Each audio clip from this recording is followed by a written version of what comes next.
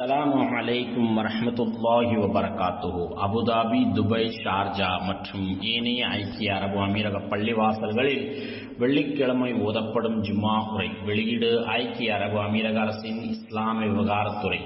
தேதி வெள்ளிக்கிழமை ஜுமாதில் ஆஹிர் பிறை 14 ஹிஜ்ரி 1441 7 பிப்ரவரி 2020.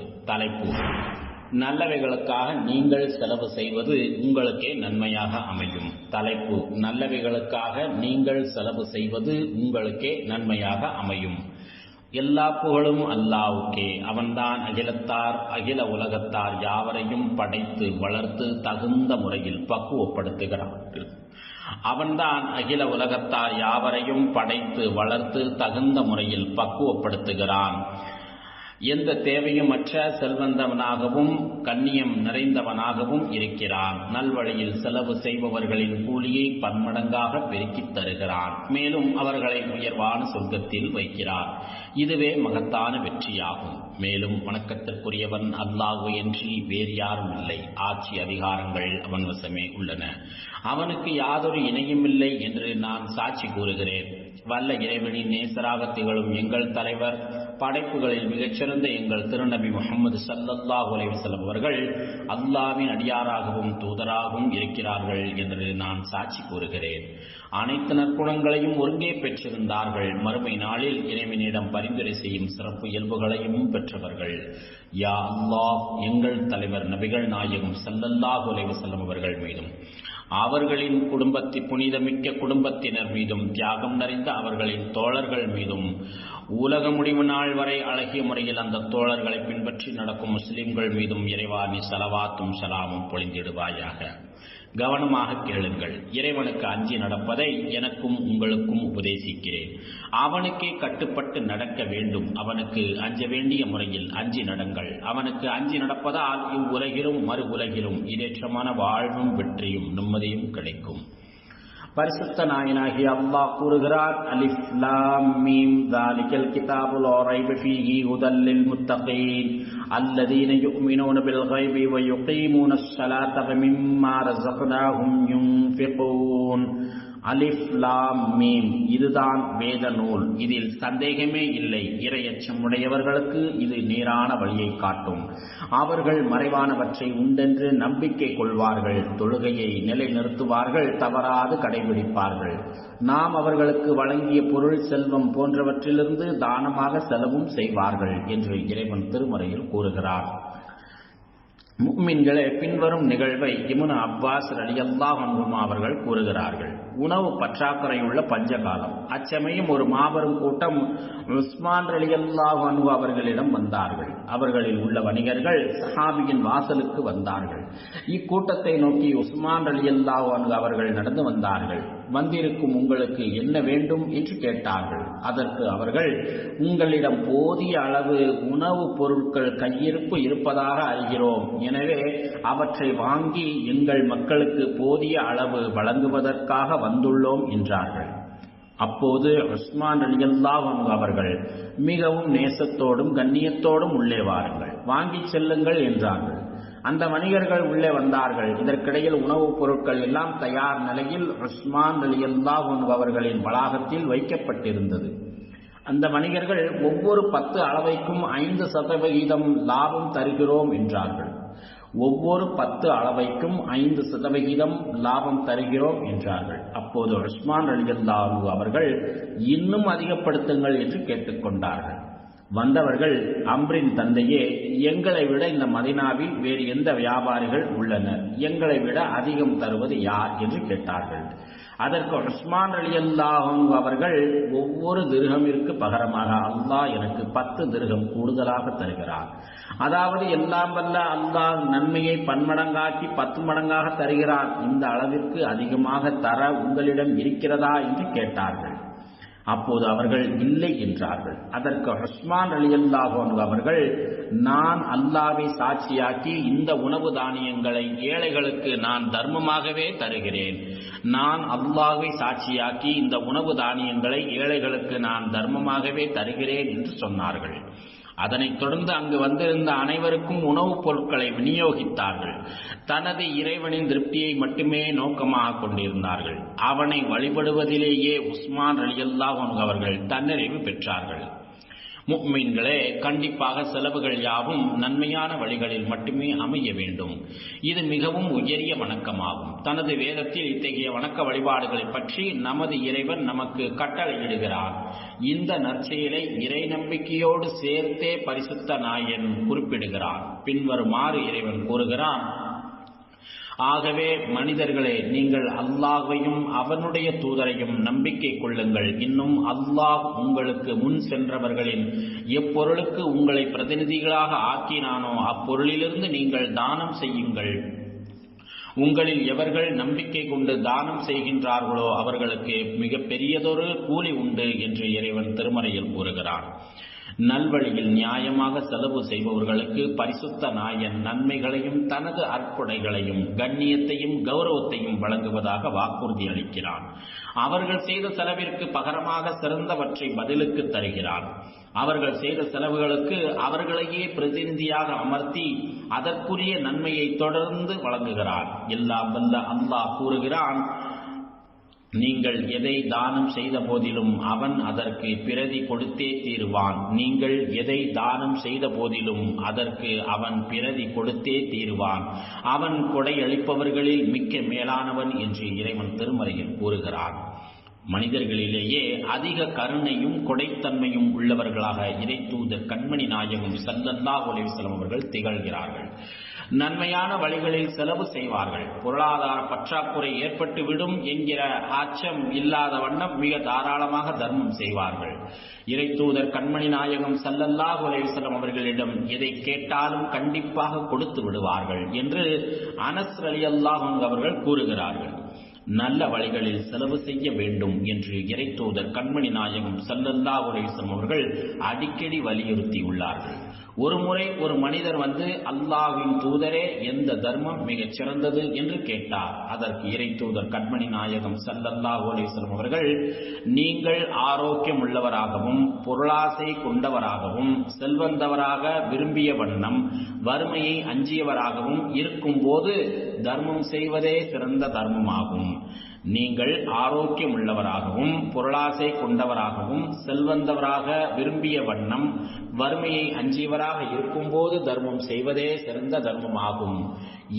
உன் உயிர் தொண்டைக்குழியை அடைந்து விட்டிருக்க இன்னாருக்கு இவ்வளவு கொடுங்கள், இன்னாருக்கு இவ்வளவு கொடுங்கள் என்று சொல்லும் நேரம் வரும் வரை தர்மம் செய்வதை தள்ளி போடாதே என்று இறைத்தூதர் ஸல்லல்லாஹு அலைஹி வஸல்லம் அவர்கள் கூறியுள்ளார்கள்.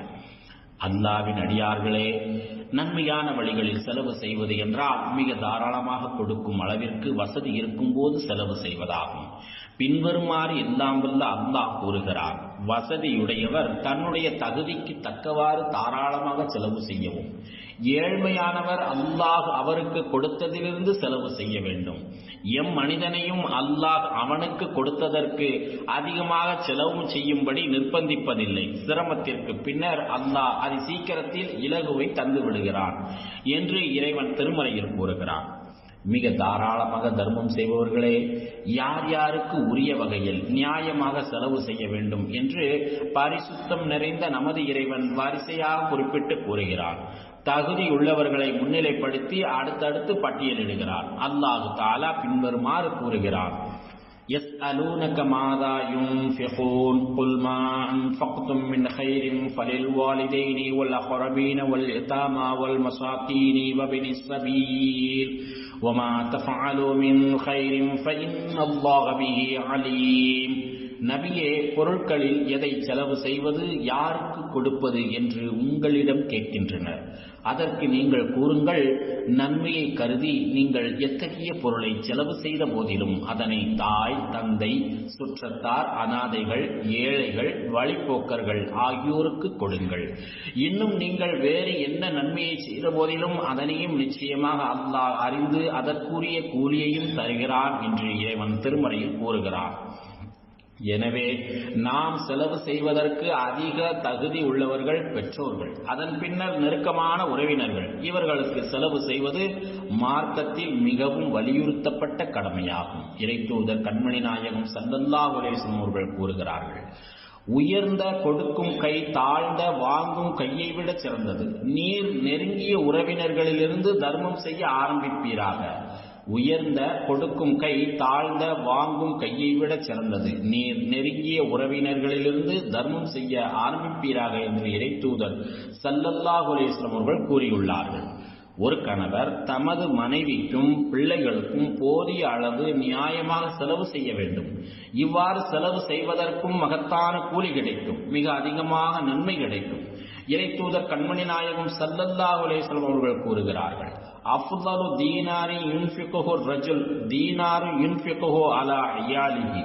ஒரு மனிதர் தம் குடும்பத்தாருக்காக செலவிடுகின்ற ஒரு பொற்காசு தீனார் அவர் செலவிடுகின்ற பொற்காசுகளிலேயே சிறந்ததாகும். ஒரு மனிதர் தம் குடும்பத்தாருக்காக செலவிடுகின்ற ஒரு பொற்காசு அவர் செலவிடுகின்ற பொற்காசுகளிலேயே சிறந்ததாகும் என்று இறைத்தூதர் ஸல்லல்லாஹு அலைஹி வஸல்லம் அவர்கள் கூறுகிறார்கள். மனைவியானவள் தம்மிடம் இருப்பதை தமது குடும்பத்தில் உள்ளவர்களுக்கு நியாயமாக செலவு செய்வதற்கு கூலி கிடைக்கும். அப்துல்லா இப்னு மஸ்ஊத் ரலியல்லாஹு அன்ஹு அவர்களின் மனைவியாகிய ஸைனப் ரலியல்லாஹு அன்ஹா அவர்கள் பின்வருமாறு பிலால் ரலியல்லாஹு அன்ஹு அவர்களிடம் கூறினார்கள், எனது கணவருக்காகவும் அனாதையாய் இருக்கும் என் சகோதரரின் பிள்ளைகளுக்காகவும் நான் செலவு செய்யலாமா? எனது கணவருக்காகவும் அனாதையாய் இருக்கும் என் சகோதரரின் பிள்ளைகளுக்காகவும் நான் செலவு செய்யலாமா? அதற்கு அனுமதி இருக்கிறதா என்று இறைத்தூதர் கண்மணி நாயகம் ஸல்லல்லாஹு அலைஹி வஸல்லம் அவர்களிடம் விசாரியுங்கள் என்றார்கள். அவ்வாறு விசாரிக்கும் போது இறைத்தூதர் கண்மணி நாயகம் ஸல்லல்லாஹு அலைஹி வஸல்லம் அவர்கள் இவ்வாறு கூறினார்கள், நாம் லஹா அஜ்ரான், அஜ்ருல் கராபா வ அஜ்ருஸ் ஸதகா. ஆம், அவ்வாறு செலவு செய்யலாம். செலவு செய்வதால் ஸைனபுக்கு 2 நன்மைகள் உண்டு. ஒன்று நெருங்கிய உறவினரை அரவணைத்ததற்குரியது, மற்றொன்று தர்மத்திற்குரியது என்று இறைத்தூதர் ஸல்லல்லாஹு அலைஹி வஸல்லம் அவர்கள் பதிலளித்தார்கள். இமாம் இப்னு முபாரக் ரஹ்மத்துல்லாஹி அலைஹி அவர்கள் கூறுகிறார்கள், குடும்பத்திற்காக சம்பாதிப்பதற்கும் குடும்பத்திற்காக செலவு செய்வதற்கும் ஈடாக எதுவுமே இல்லை. குடும்பத்திற்காக சம்பாதிப்பதற்கும் குடும்பத்திற்காக செலவு செய்வதற்கும் ஈடாக எதுவுமே இல்லை என்று இமாம் அவர்கள் கூறுகிறார்கள். குடும்பத்திற்காக செலவு செய்வது என்றால் பிள்ளைகளின் படிப்பு, அவர்களை முறையாக பண்படுத்தி வளர்ப்பது போன்றவற்றிற்கு ஆகும் செலவுகளையும் உள்ளடக்கும். நன்மையான வழிகளில் செலவு செய்வது என்பது உலகம் எங்கும் இருக்கும் தேவையுள்ளவர்கள், அனாதைகள், ஏழைகள் போன்றவர்களுக்கு செலவு செய்வதாகும். அவ்வாறே இறைத்தூதர் கண்மணி நாயகம் ஸல்லல்லாஹு அலைஹி வஸல்லம் அவர்கள் அபூ லுபாபா ரலியல்லாஹு அன்ஹு அவர்களை வலியுறுத்தியுள்ளார்கள். அபூ லுபாபா ரலியல்லாஹு அன்ஹு அவர்களிடம் ஒரு அனாதை சிறுவன் பேரிச்ச குலைகளை கேட்டு அதற்காக அழுதான். அச்சிறுவனுக்கே அவற்றை கொடுத்து விடும்படி இறைத்தூதர் கண்மணி நாயகம் ஸல்லல்லாஹு அலைஹி வஸல்லம் அவர்கள் அறிவுறுத்தினார்கள். இந்த பேரிச்சம் குலைகளை இச்சிறுவனுக்கே கொடுத்து விடுங்கள், இந்த பேரிச்ச குலைகளை இச்சிறுவனுக்கே கொடுத்து விடுங்கள், இதற்கு ஈடாக சொர்க்கத்தில் உமக்கு பேரிச்சம்பழ குலை குலையாக கிடைக்கும் என்றார்கள். இச்சம்பவத்தை அபூ தஹ்தாஹ் ரலியல்லாஹு அன்ஹு அவர்கள் கேள்விப்பட்டார்கள். உடனே அபூ லுபாபா ரலியல்லாஹு அன்ஹு அவர்களிடம் வந்தார். எனது இந்த தோட்டத்தை எடுத்துக்கொண்டு உனது அந்த குலைகளை எனக்கு விற்கிறாயா என்று கேட்டார்கள். அபூ லுபாபா அவர்களும் ஆம் என்றார்கள். பிறகு அபூ தஹ்தாஹ் ரலியல்லாஹு அன்ஹு அவர்கள் இறைத்தூதர் கண்மணி நாயகம் ஸல்லல்லாஹு அலைஹி வஸல்லம் அவர்களிடம் வந்தார். நீங்கள் அந்த அனாதை சிறுவனுக்காக பேரிச்சம் குலைகளை கேட்டீர்கள், அதனை நானே வாங்கி ஏற்பாடு செய்து அச்சிறுவனுக்கு கொடுத்தால் எனக்கு சொர்க்கத்தில் குலை குலையாக கிடைக்குமா என்று கேட்டார். அதற்கு இறைத்தூதர் கண்மணி நாயகம் ஸல்லல்லாஹு அலைஹி வஸல்லம் அவர்கள் ஆம், கண்டிப்பாக கிடைக்கும் என்றார்கள்.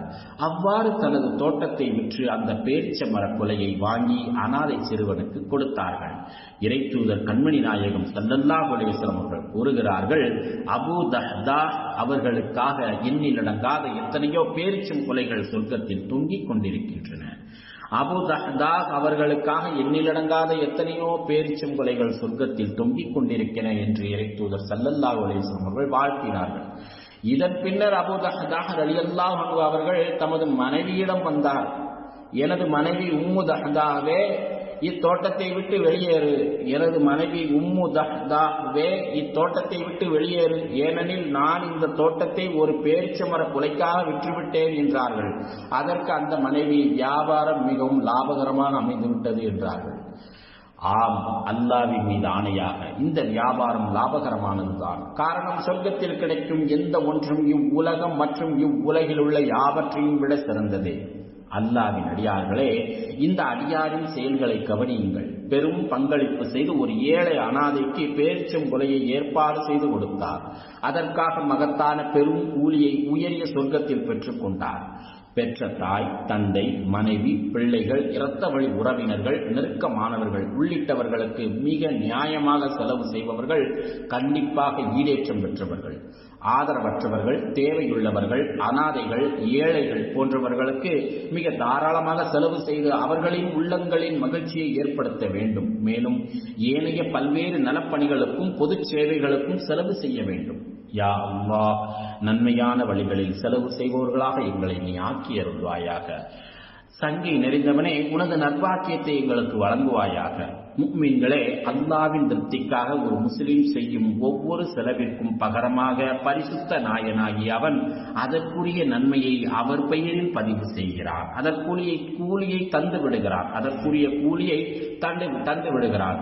அல்லாஹ் தஆலா திருமறையில் கூறுகிறான், وَمَا تُنْفِقُوا مِنْ خَيْرٍ فَلِأَنْفُسِكُمْ وَمَا تُنْفِقُونَ إِلَّا ابْتِغَاءَ وَجْهِ اللَّهِ. நல்லதிலிருந்து நீங்கள் எதை செலவு செய்த போதிலும் அது உங்களுக்கே நன்மையாக அமையும். அல்லாஹ்வின் திருப்பொருத்தத்தை தேடுவதற்கன்றி பெருமைக்காக நீங்கள் எதையும் செலவு செய்யாதீர்கள். பெருமையை நாடாமல் நன்மைக்காக எதை செலவு செய்த போதிலும் அதன் கூலியை நீங்கள் முழுமையாக அடைவீர்கள். அதில் உங்களுக்கு அநீதி இழைக்கப்பட மாட்டாது என்று இறைத்தூதர் ஸல்லல்லாஹு அலைஹி வஸல்லம் அவர்கள் கூறியுள்ளார் என்று இறைவன் தனது திருமறையில் கூறுகிறார்.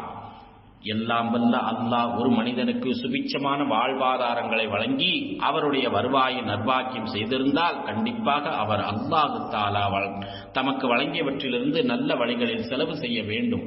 தம்மை படைத்தவனுக்கு நன்றி செலுத்தும் விதமாகவும் தனக்கு கிடைத்திருக்கும் பாக்கியம் தம்மிடம் நிலையாக இருப்பதற்காகவும் இவ்வாறு தர்மங்கள் செய்ய வேண்டும். காலம் சென்ற நமது தேசத்தின் நிறுவனர் மாண்புமிகு ஷேக் ஜாயித் அவர்கள் வாரி வழங்குவதற்கும் அதிக நன்கொடை தருவதற்கும் முன்னோடியாக இருக்கிறார்கள். அனைவரையும் சங்கையாக வைத்திருப்பது, யாவரிடமும் கருணையோடும் கொடை தன்மையோடும் நடந்து கொள்வது, பல்வேறு வழிகளில் சமூக அறப்பணிகளுக்கு செலவிடுவதிலும் முன்மாதிரியாக திகழ்கிறார்கள். ஏழைகள், தேவையுள்ளவர்கள், பலகீனமானவர்கள் உள்ளிட்ட யாவரையும் அரவணைத்து சென்றுள்ளார்கள். அல்லாஹ்வின்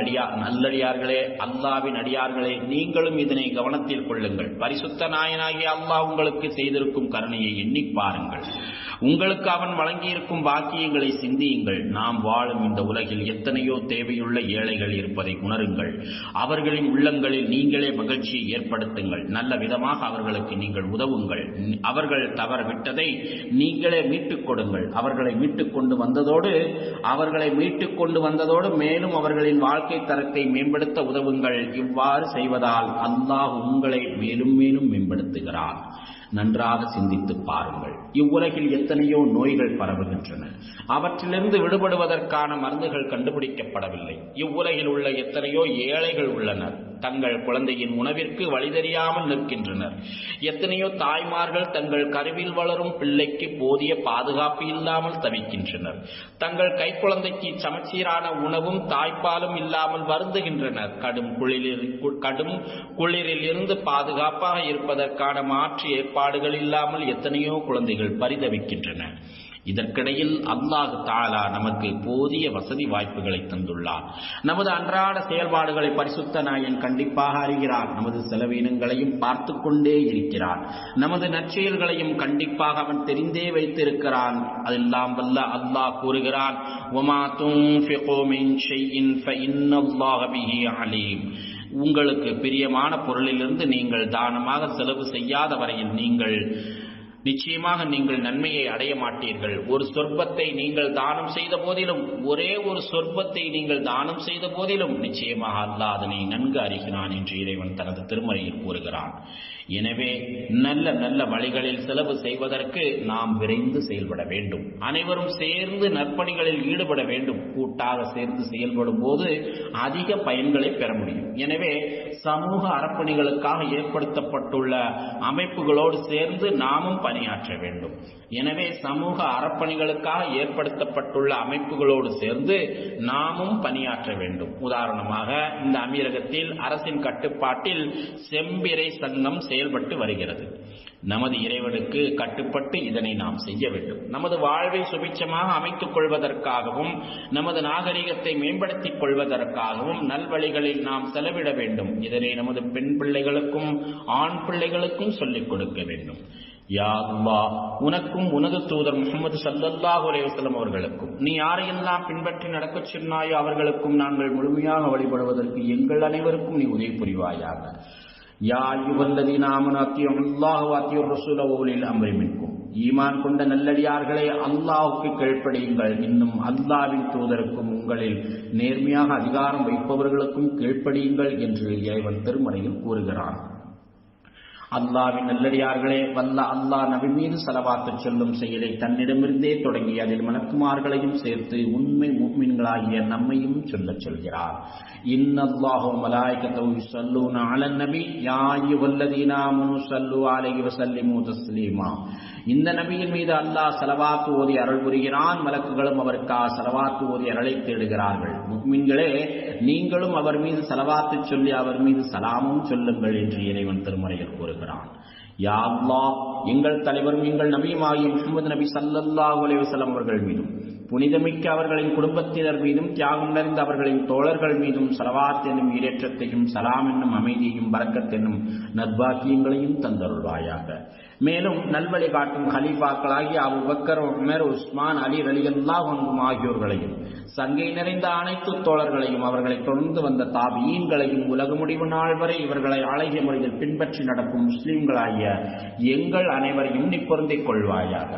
யா அல்லாஹ், இந்த தேசத்தின் ஜனாதிபதி ஷேக் கலீஃபா பின் ஜாயித் அவர்களுக்கு அனைத்து நல்ல முயற்சிகளுக்கும் நீ உதவி புரிவாயாக. உனது அரவணைப்பிலும் உனது பாதுகாப்பிலும் அவர்களை நீ வைப்பாயாக. ஜனாதிபதியின் பிரதிநிதியாக இருப்பவருக்கும் அவரின் சகோதரர்களாகிய அமீரக ஆட்சியாளர்களுக்கும் நீ பொருந்திக் கொண்டபடி உதவி புரிவாயாக. யா அல்லாஹ், மாண்புமிகு ஷேக் ஜாயித் மற்றும் மாண்புமிகு ஷேக் மக்தூம் மேலும் ஏனைய அமீரக ஆட்சியாளர்கள் உனது பொருத்தத்தை நோக்கி உன்னிடம் வந்து சேர்ந்த காலம் சென்ற ஆட்சியாளர்கள் அனைவருக்கும் நீ அருள் புரிவாயாக. உனது கருணையினால் பறந்து விரிந்துள்ள சொர்க்கத்தில் அவர்களை வைப்பாயாக. யா அல்லாஹ், பகிரங்கமாகவும் மறைவாகவும் நடக்கும் குழப்பத்திலிருந்து இந்த அமீரக தேசத்தை பாதுகாப்பாயாக. அனைத்து இஸ்லாமிய தேசங்களிலும் அமைதியும் பாதுகாப்பையும் நிலைப்படுத்துவாயாக. யா அல்லாஹ், இந்த அமீரகத்திலும் அனைத்து இஸ்லாமிய நாடுகளிலும் அமைதியும் பாதுகாப்பையும் நிலைப்படுத்துவாயாக.